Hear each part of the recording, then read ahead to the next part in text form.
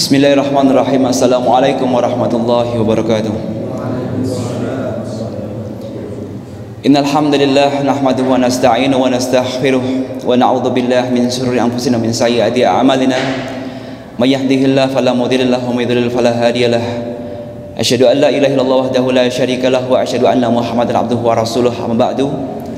Amsayna ala fitratil Islam wa kalimatil ikhlas wa ala dini nabiyina Muhammad sallallahu alaihi wasallam wa ala millati abina Ibrahim hanifa wa ma kana minal musyrikin.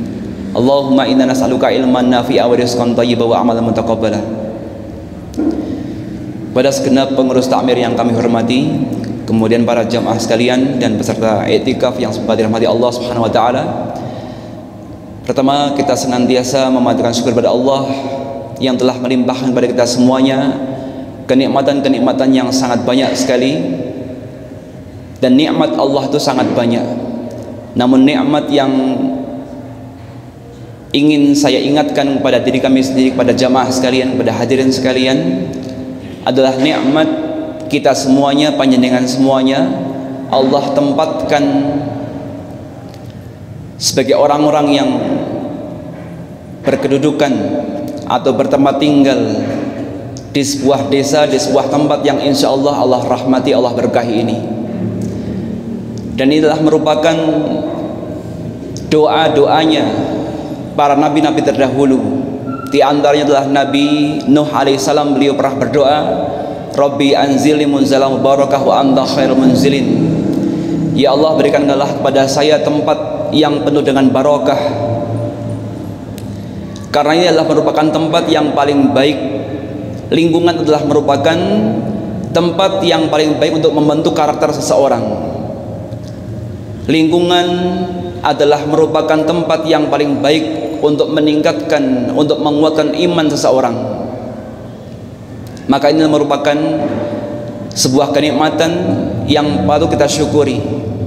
Setelah kita Allah tempatkan di tempat yang baik ini, memiliki teman-teman yang baik insya Allah yang mengarahkan kepada kebaikan, memiliki tetangga-tetangga yang mengajak kepada kebaikan, dan orang-orang yang insya Allah punya keinginan, punya kesenangan, punya kegandrungan terhadap ilmu, kepada ibadah, kepada agama Islam.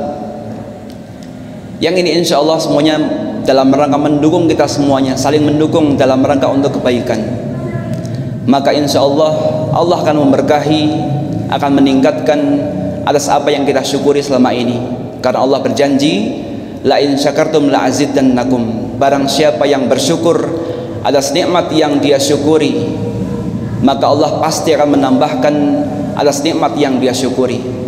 Maka dengan kita bersyukur, ya Allah, alhamdulillah saya ditempatkan di tempat yang insya Allah Allah berkahi ini, yang lingkungannya membawa saya kepada kebaikan. Maka insya Allah ke depan Allah akan menambahkan nikmat-nikmat tersebut. Karena saya pribadi adalah salah satu daripada orang yang sering belusukan, sering berdakwah di rumah-rumah, yang berdakwahnya di desa-desa, tidak memandang untuk golongannya dari golongan mana, organisasinya dari organisasi yang mana. Namun insya Allah dari saya selama belusukan berdakwah di rumah-rumah, banyak orang-orang yang mengeluhkan atas kegersangan hati mereka. Banyak orang-orang yang ngeluh atau mereka merasa gersang, merasa tidak ada teman untuk diajak kepada kebaikan. Maka ini yang perlu kita syukuri, hal yang berkenaan dengan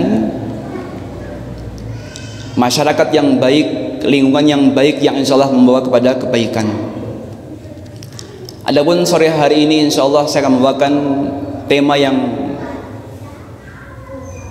berjudul istiqomah insya Allah setelah bulan Ramadan. Dan adapun faktor-faktor yang mendukung keistiqomahan seseorang setelah bulan Ramadan adalah sangat banyak. Namun faktor yang paling utama, faktor yang paling besar yang mempengaruhi seseorang sehingga dia bisa istiqomah setelah bulan Ramadan, ada 3. Karena bulan Ramadan adalah merupakan bulan yang mana Allah mempermudah kita, memudahkan kita semuanya untuk menjalankan ibadah seluruhnya. Allah membukakan pintu-pintu langit, Allah membukakan pintu-pintu kebaikan, sehingga kita sangat mudah untuk melaksanakan ibadah kepada Allah. Kemudian Allah mengekang ataupun mengikat atau memenjarakan sebagian dari para syaitan dan para jin-jin yang kafir yang selama ini di luar bulan Ramadan mereka selalu membisikkan kepada kita semuanya bisikan-bisikan yang jahat, yang mengarahkan kepada keburukan, yang menyesatkan dari jalan yang lurus.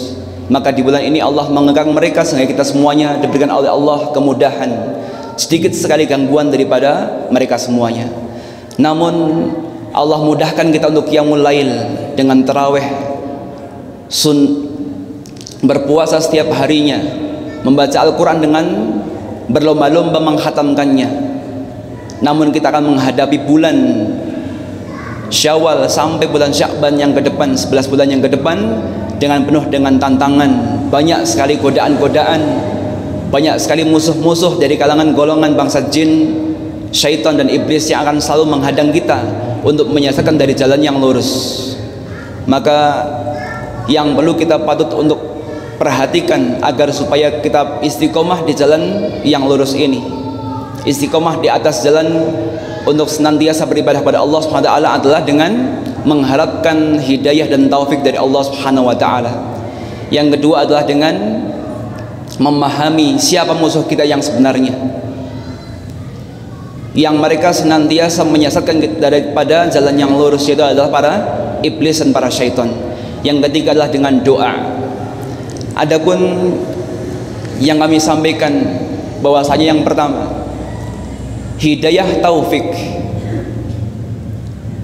Para ulama mengatakan hidayah yang paling besar, hidayah yang paling utama berupa hidayah keimanan, hidayah taufik, paling banyak dihadirkan, didatangkan, Allah turunkan dengan wasilah Al-Quran.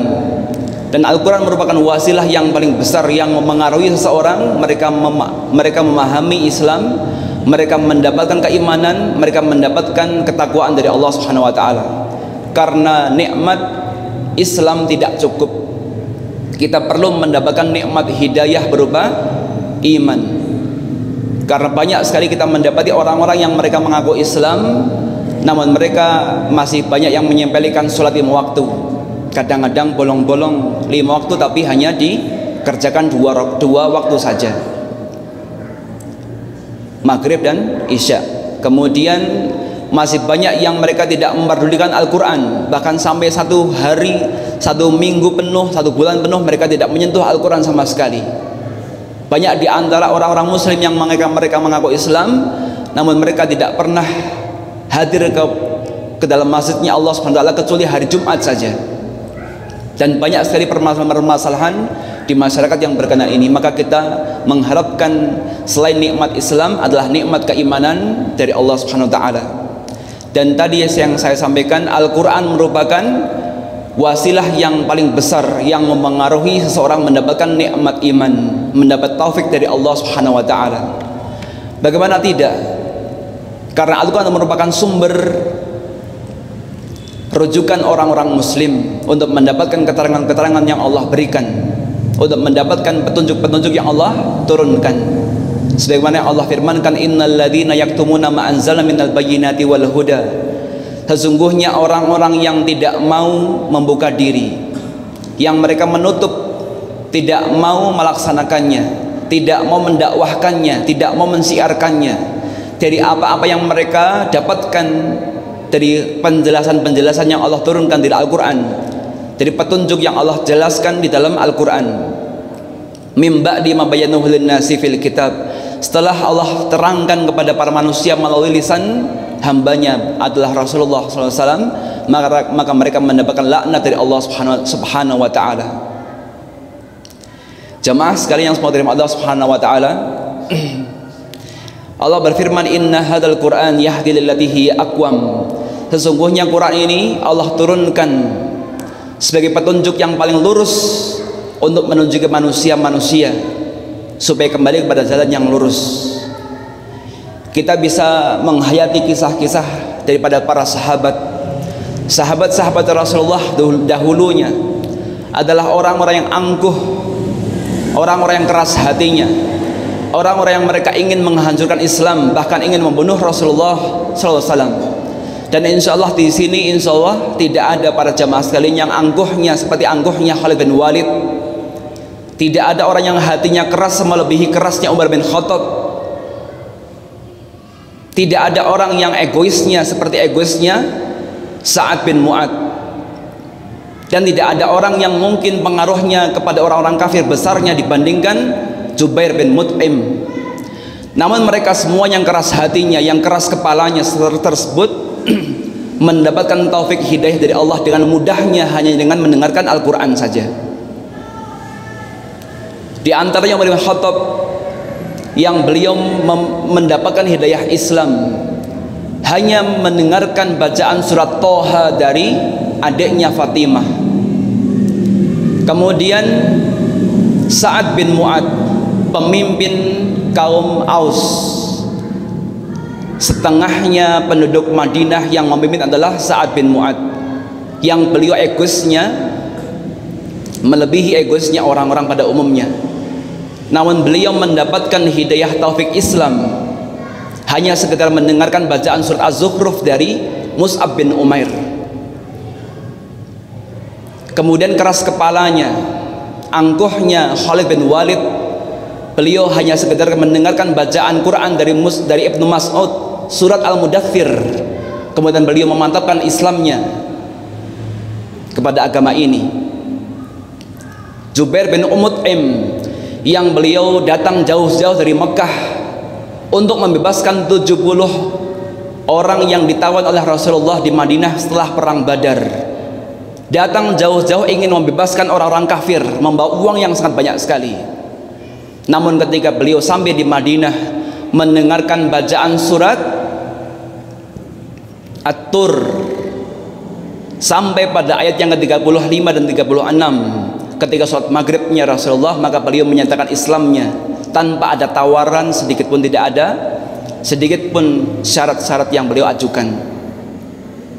Bahkan jangankan mereka yang mereka adalah manusia, para jin yang Allah firmankan dalam surah Al-Ahqaf, wa israfna ilaika nafara minal jinni yastami'unal Qur'an falamma hadaruhu qalu ansitu falamma qudhiya walau ila qaumihim mundzirin. Ada sekelompok bangsa jin yang mereka sedang lewat kemudian mendengarkan bacaan Qur'annya Rasulullah SAW, maka mereka langsung mendekat kepada Rasulullah, lalu pemimpinnya mengatakan, wahai kaumku, ansitu, dengarkan, diam, dengarkan bacaan ini. Kemudian mereka pulang ke kaumnya, mereka mengajak kaumnya untuk masuk Islam. Jin merupakan makhluk yang Allah perintahkan untuk ibadah kepada Allah Subhanahu wa taala, namun mereka adalah makhluk yang derajatnya lebih rendah daripada manusia. Allah kedepankan nafsu daripada akal kepada bangsa jin, sedangkan manusia Allah kedepankan akalnya daripada nafsunya. Maka kita lebih mulia daripada bangsa jin. Namun kalau seandainya, kalau nyatanya jin saja bisa mendapat hidayah, bisa menggapai, bisa memeluk Islam hanya karena mendengarkan bacaan Quran, kok kita tidak bisa? Lalu sekeras hati apakah kita semuanya ini? Ini sudah Ramadan yang ke berapa? 26 apa 25? 24. Oh, afwan. Kemudian mungkin Masya Allah nyuwun sewu, sudah berapa kali khatam kita bacaan Al-Quran? Sudah berapa kali khatam? Sudah berapa lembar yang kita habiskan? Lalu pertanyaannya, sudah seberapa banyak pengaruh Quran tersebut kepada hati kita semuanya?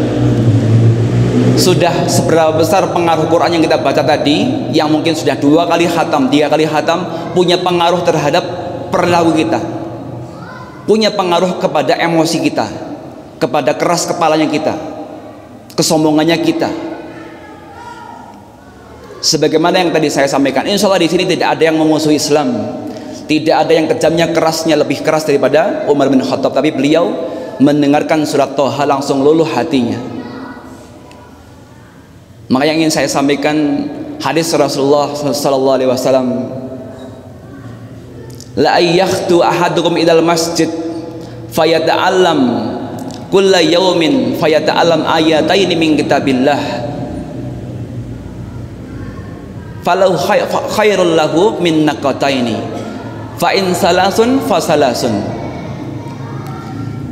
Seseorang yang berangkat ke masjid kemudian dia belajar mempelajari 2 ayat daripada Al-Quran ini, mempelajari 2 ayat daripada Al-Quran saja, maka dia mendapatkan pahala yang lebih baik daripada 2 ekor unta. Dan barang siapa yang mempelajari 3 ayat saja, maka dia lebih baik mendapatkan daripada mendapatkan 3 ekor unta. Dan hitungannya sesuai dengan hitungan ayat yang dia pelajari. Maka dari sini kita bisa menyimpulkan satu dulu, bahwasanya apa? Sebaik-baik membaca Quran adalah dengan mentadaburinya. Sebagaimana Allah berfirman, afala yatadabbaruna al-Quran, apakah kalian tidak mentadaburi Al-Quran? Kenapa kalian tidak mau mentadaburi Al-Quran, tidak mempelajari Al-Quran ini? Maka dari sini Ibnu Katsir kemudian Imam Al-Qurtubi, beliau mengatakan bahwasanya dari sinilah ada kewajiban untuk mentadaburi Al-Quran, untuk mempelajari Al-Quran, tidak sekedar dibaca saja. Adapun barang siapa yang membaca Al-Quran maka sudah mendapat kemuliaan dari Allah Subhanahu wa taala. Orang yang membaca saja, cukup membaca tanpa mentadaburinya, tanpa mempelajari, itu sudah cukup bagi dia untuk mendapatkan kemuliaan dari Allah Subhanahu wa taala. Dan setiap hurufnya dia berhak mendapatkan 10 sampai 700 kali lipat pahalanya. Namun ia belum cukup untuk bisa mendapatkan keterangan hidayah dari Allah Subhanahu wa taala, karena hidayah ini kita dapatkan daripada keterangan-keterangan yang ada pada Al-Qur'an. Umar bin Khattab, Khalid bin Walid, Sa'ad bin Mu'ad, Jubair bin Mut'im dan lain sebagainya, mereka langsung mendapatkan taufik dari Allah karena mereka langsung bisa memahami apa isi daripada yang mereka dengarkan, karena mereka memahami Al-Quran, karena mereka memahami bahasa Arab.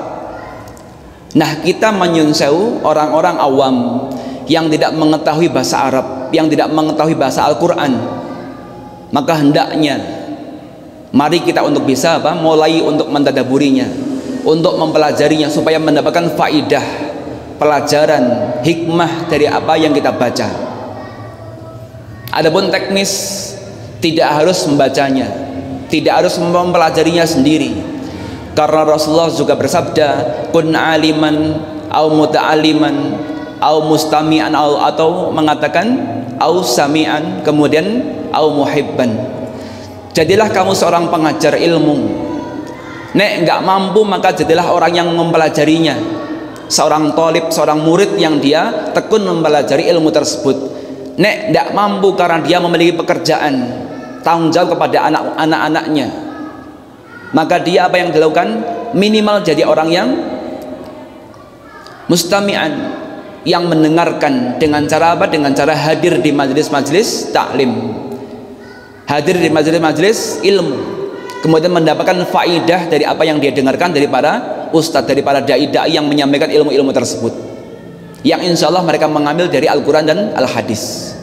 Yang terakhir, muhibban, kalau tidak bisa menjadi orang yang mendengarkan sekalipun karena sibuknya dia untuk pekerjaannya di pasar, tidak bisa sempat untuk hadir di majelis taklim, maka minimal apa? Jadilah orang-orang yang dia mencintai para ahli ilmu, mencintai majelis ilmu.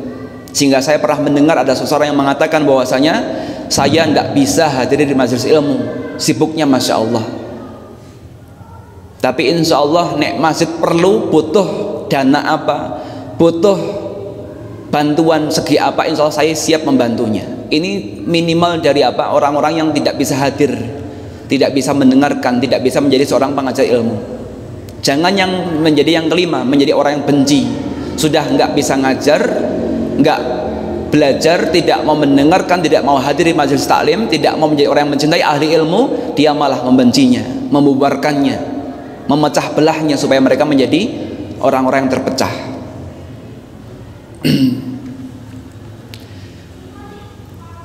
Kemudian Allah juga berfirman, wa nunazzilu minal qur'ani ma huwa syifaa'un wa rahmatun lil mu'minin.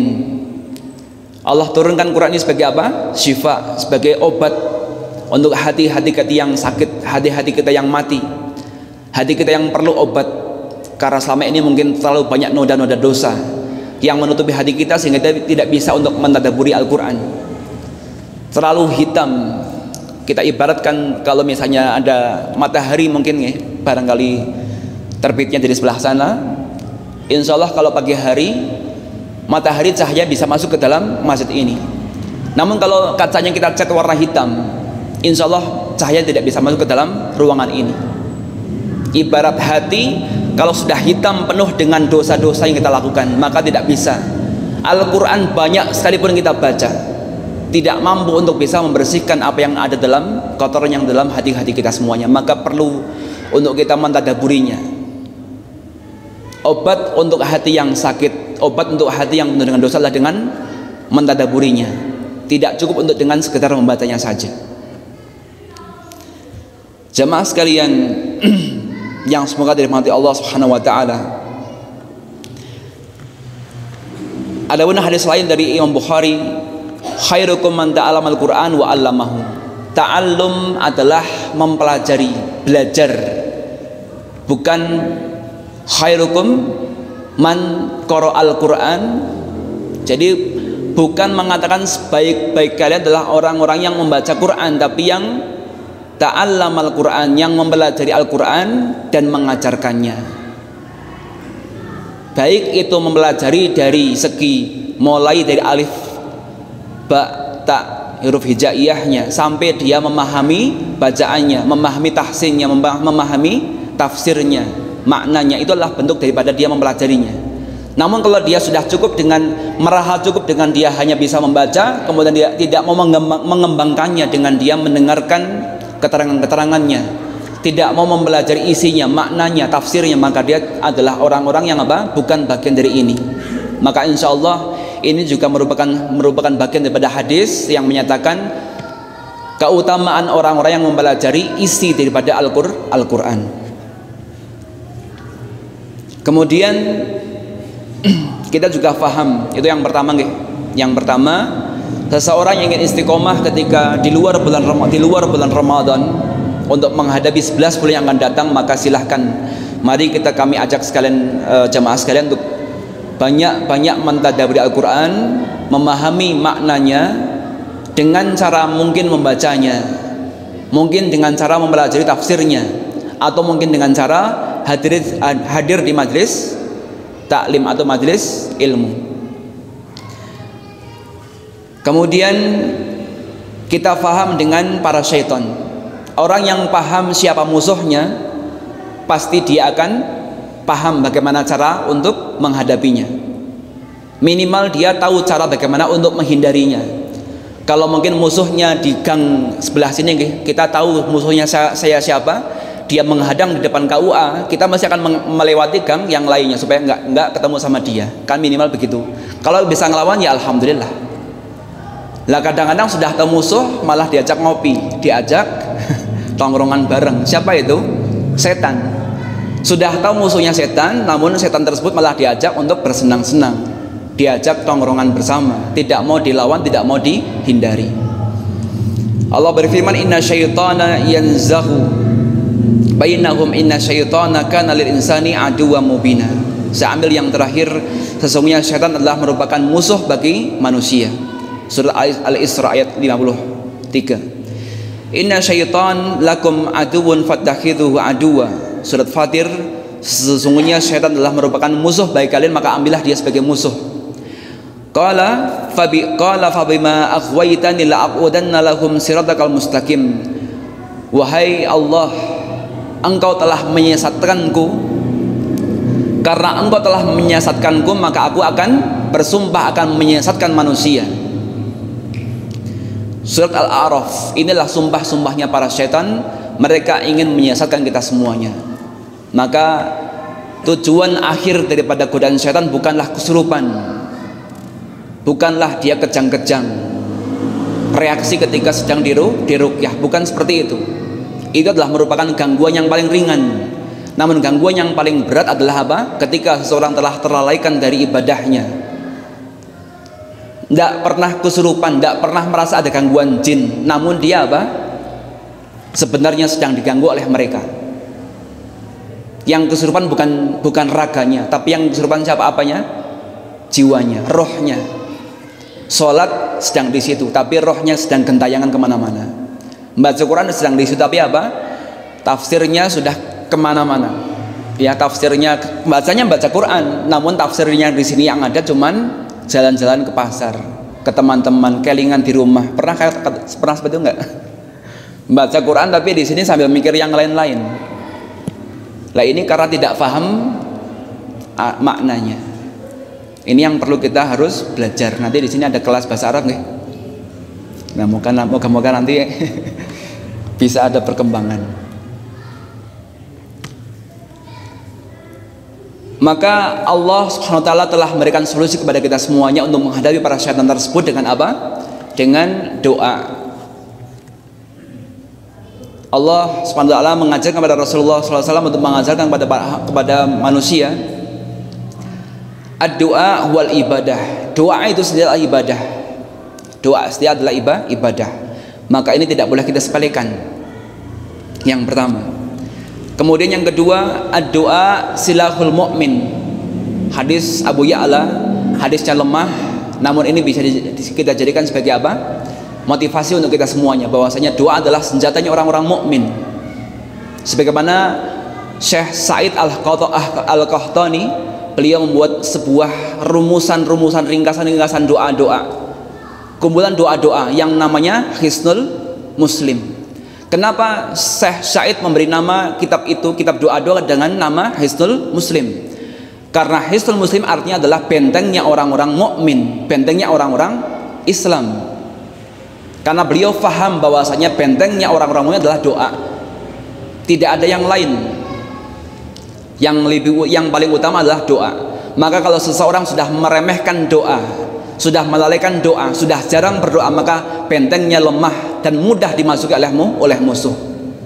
Orang-orang yang doanya lemah, yang doanya kurang-kurang, yang jarang berdoa, yang pelit doanya, maka dia mudah terkena oleh gangguan-gangguan para syaitan, musuh-musuh kita semuanya.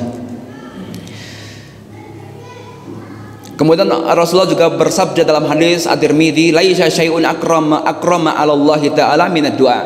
Tidak ada yang lebih bisa memberikan pengaruh terhadap keputusan Allah, takdirnya Allah, kecuali adalah doa. Jadi doa adalah apa? Sesuatu wasilah yang paling besar pengaruhnya kepada takdir yang telah Allah takdirkan, telah Allah gariskan, telah Allah tetapkan kepada kita semuanya. Ada seseorang yang bertanya, wahai Syekh, kalau takdir sudah ditetapkan, kenapa masih harus berdoa?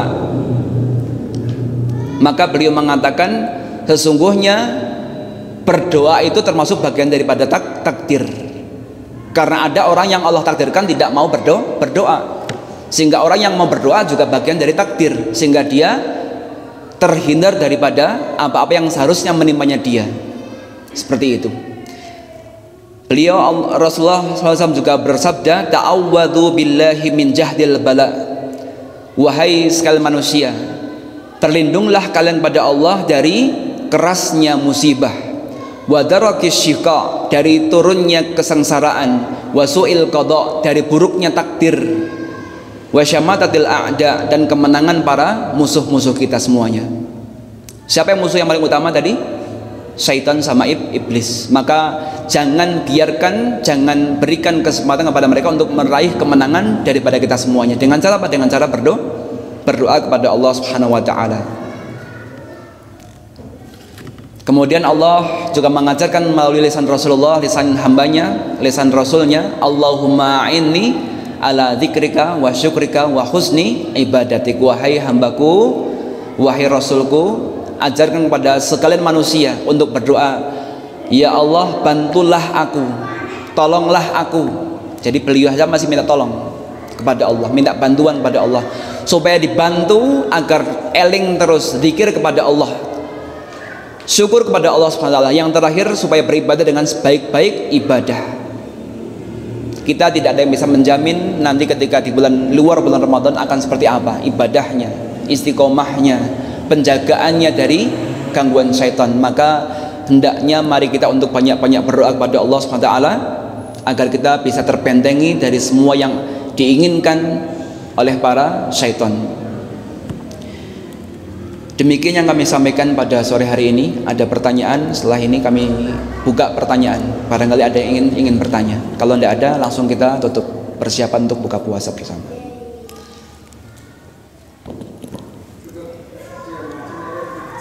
Ada yang bertanya? Oh, tidak ada. Adanya berapa menit lagi? Oh, 5 menit.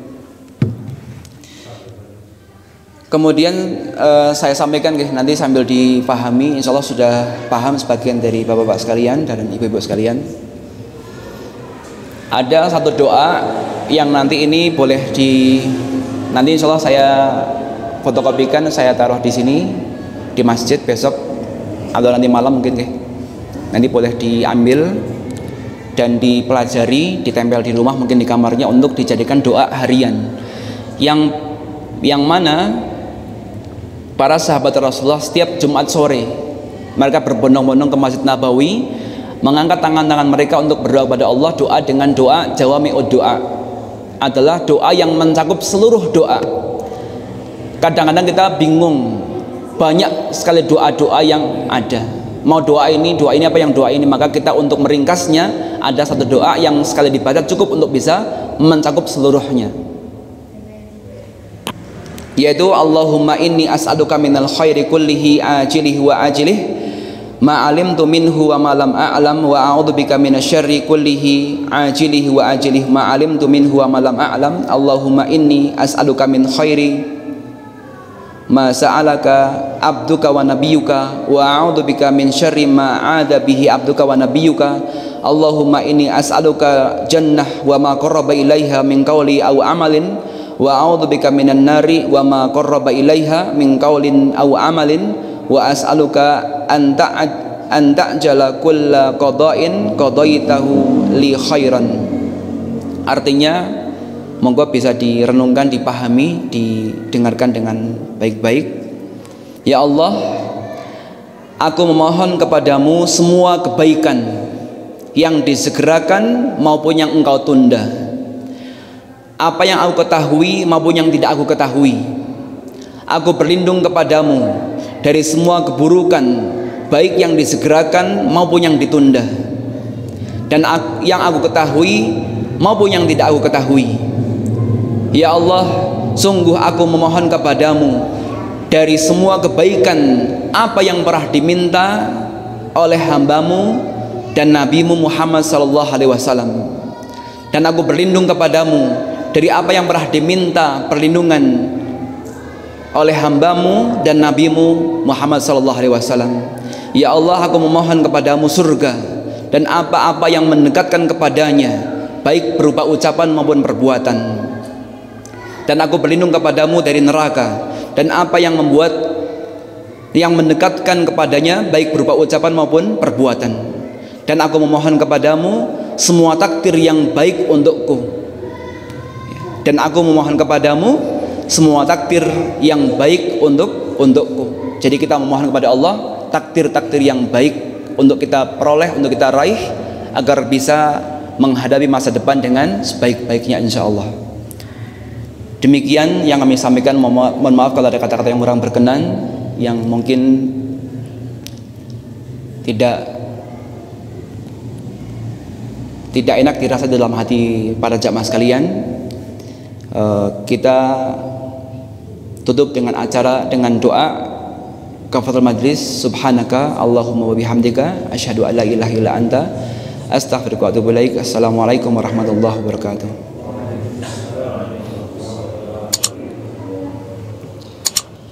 Nanti doanya saya titipkan sama bagian takmir, insyaallah nanti boleh diambil kepada panitia.